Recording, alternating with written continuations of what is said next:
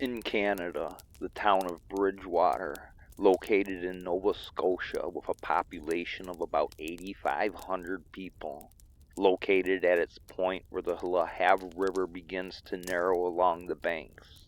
In the year of 2007, this is where 12-year-old Karissa Boudreau lived with her mother, Penny Boudreau. When Penny was pregnant with Karissa around 1995, she had split up with Carissa's father, Paul Boudreau, and moved on to another relationship with Paul's brother, Shane. Nevertheless, Karissa still spent a lot of time with her father, Paul, and even lived with him for about 5 months or so. During this time, Carissa's mother, Penny, ended her relationship with Paul's brother Shane and moved into a small apartment with her new boyfriend, Vernon McCumber. Paul Boudreau told Crime Beat TV that Karissa was like most 12-year-old girls. She liked to laugh, smile, skip, sing songs, and play with teddy bears. Although she liked living with her father, Paul, Karissa wanted to move back in with her mother. And not long after doing that, Karissa began attending Bridgewater Elementary School, where she was a 6th grade student. At some point, Karissa felt uncomfortable about her new living arrangements and often had loud arguments with Penny. According to Penny's new boyfriend, Vernon, he would often hear the two argue as he was coming up the stairs to the apartment after returning from work. Karissa also spent time writing some journals that would express her unhappiness that she was experiencing with her new living situation with Penny and Vernon. According to the journals, Karissa didn't like living in a tiny apartment. She had to go to bed earlier. There was no room for her stuff, and she felt crowded. She would also write that she did not like living with Vernon. In one of her journals written in December of 2007, she would write, "I'm mad because Mom is engaged to Vernon. Mom made me move here. Mom broke up with Shane. I want a bigger room. The end. My life is ruined." She signed the journal by Karissa, and next to her name, she drew a heart and a star.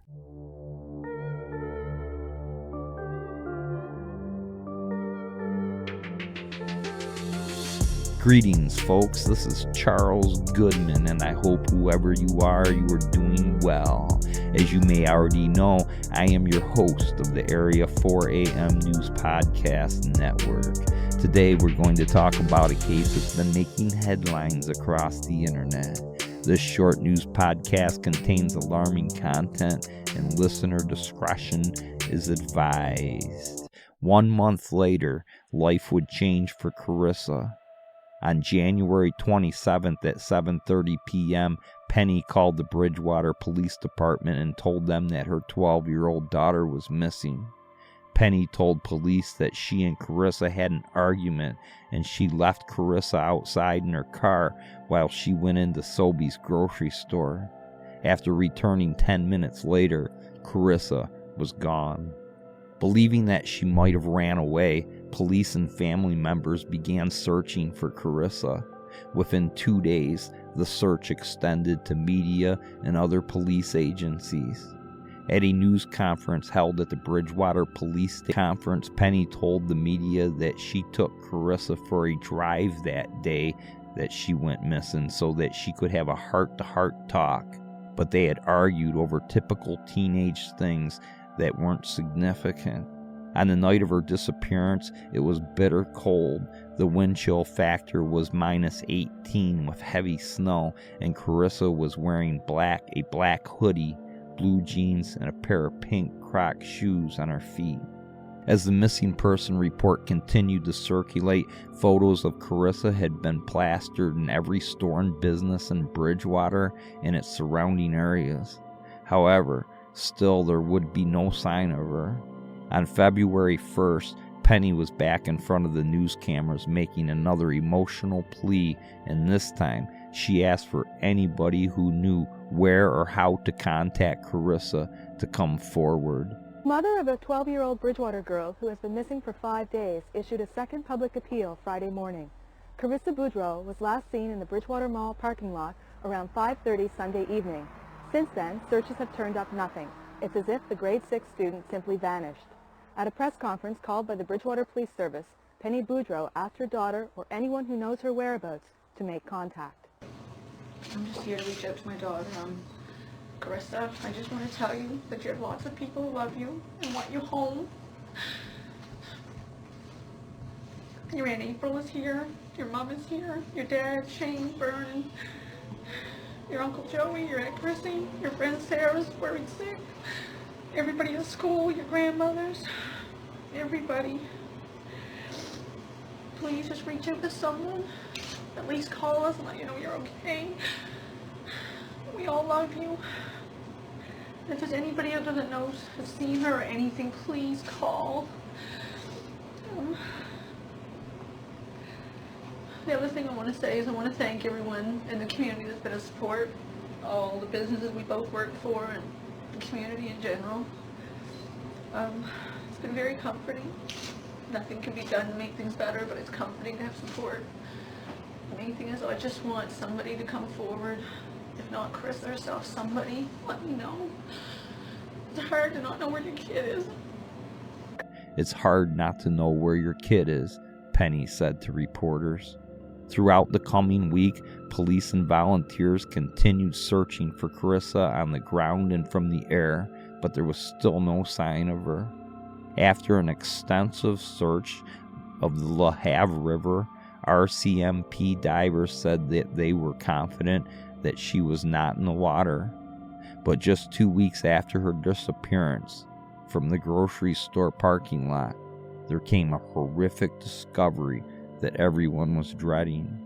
A woman reported that her 9-year-old son had seen human toes sticking out of a snowbank at a secluded turnoff area where she had pulled over so he could go to the bathroom. Her frozen remains were those of 12-year-old Karissa Boudreau. The medical examiner concluded that someone had strangled her to death and removed her clothing. No other injuries suggested that she had been assaulted in any other way. Police informed the public that Karissa's missing person case was now a homicide investigation.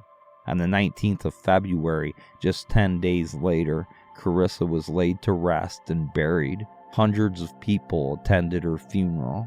9 churches organized a memorial, calling her Bridgewater's daughter.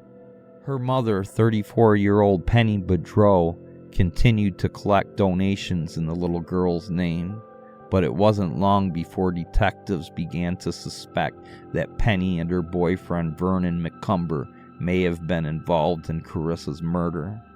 After all, they had interviewed a lot of people, and not only could they not find any suspects, but they couldn't find any reason why Karissa would just go missing or even find anyone who would want to harm her.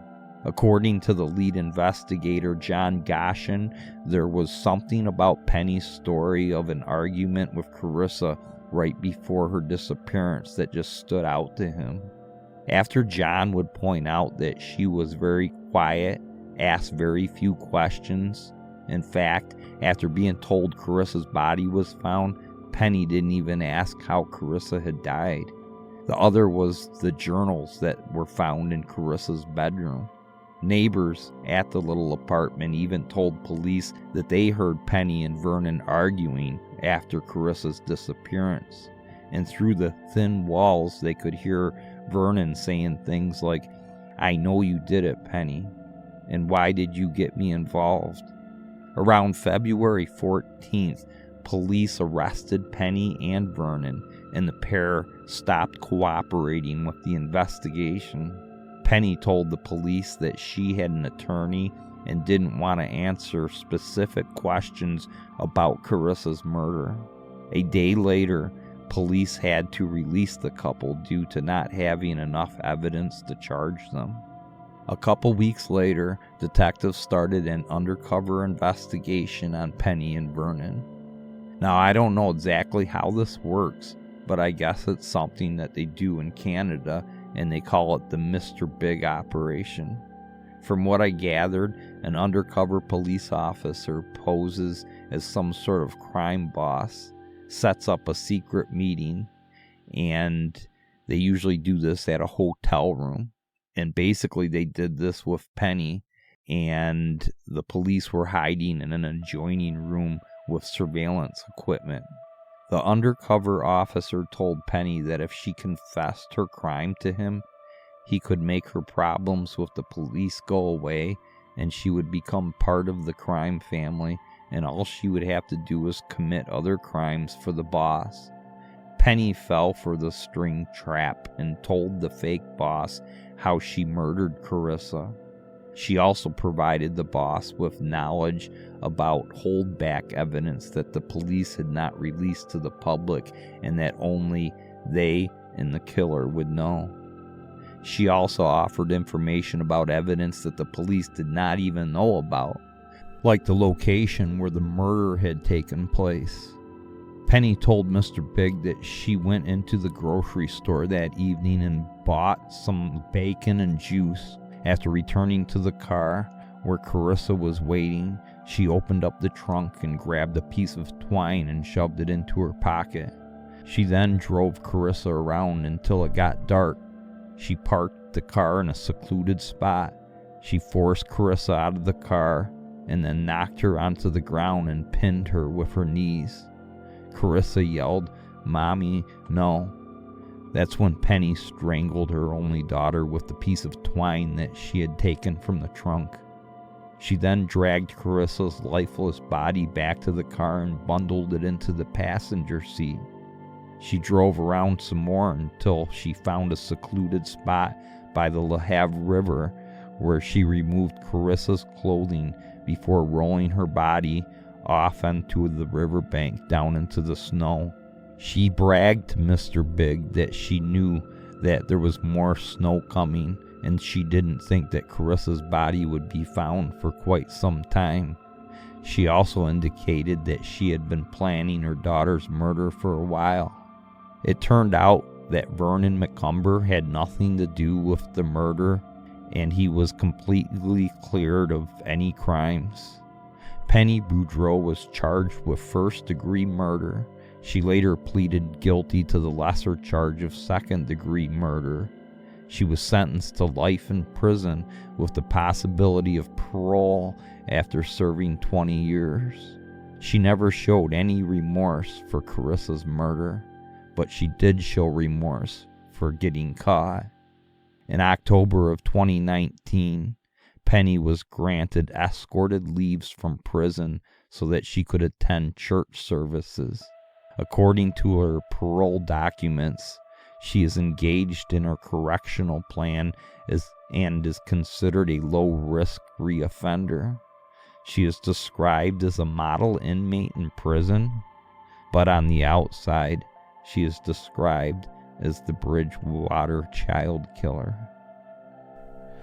According to prosecutors, Penny killed Karissa so that she could start a new life with her new boyfriend Vernon, and she felt that Karissa was in her way. But nevertheless, whatever her reasonings were, I think the fact is that Penny Boudreau was just a crazy crackpot, a sick monster. And that's going to wrap it up for the Murder of Karissa Boudreau podcast. If you like what you hear here, please like and subscribe to this channel. We will take all the help we can get, and I agree that some of you will disagree with some of the things said here today. So please leave your comments down below. You can also help me out by pointing out any mistakes you think I might have made during this podcast. I will also put a link down below in case you want to visit me on Twitter. I'm Charles Goodman, and I want to thank you for joining me today. And until next time, I will see you on the flip side.